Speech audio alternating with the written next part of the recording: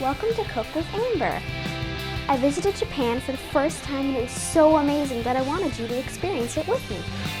Join me in my Japanese adventures through this series of videos called Amber in Japan. This is okonomiyaki, a savory Japanese pancake. Everyone does it differently, so we're going to look at 3 types. First up, Hiroshima Style. First, the chef seasons and cooks the rice or noodles you want as your base. Then he makes the little crepes.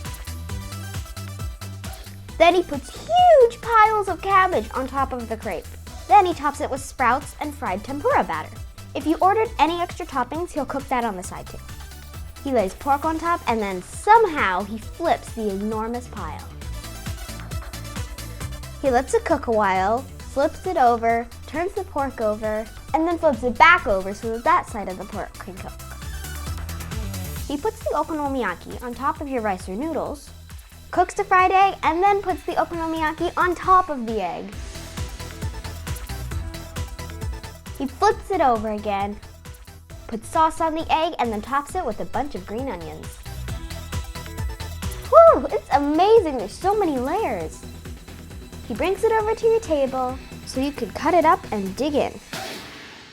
Next up, Kansai Style okonomiyaki.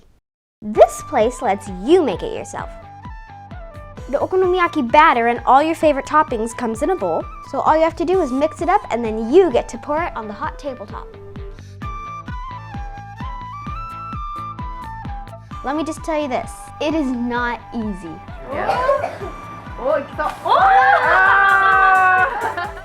You put sauce and mayonnaise and any other toppings you want, and then you can eat. And last but not least, my Nana's okonomiyaki. My Nana has her very own recipe and she came over to teach it to me. To make the batter, combine seaweed broth, salt, and baking soda together in a bowl. Next, peel and grate a Japanese yam. Just as a warning, it gets really slimy and goopy. Whoa! It's all like... Very... Whoa! Mix in the yam, add the flour, and then make sure it's all combined. Wrap and refrigerate for at least an hour. Meanwhile, shred some cabbage. Then add the cabbage, egg, dried shrimp, and tempura batter crispies and mix. Loosen some yakisoba in some water and you're ready to cook.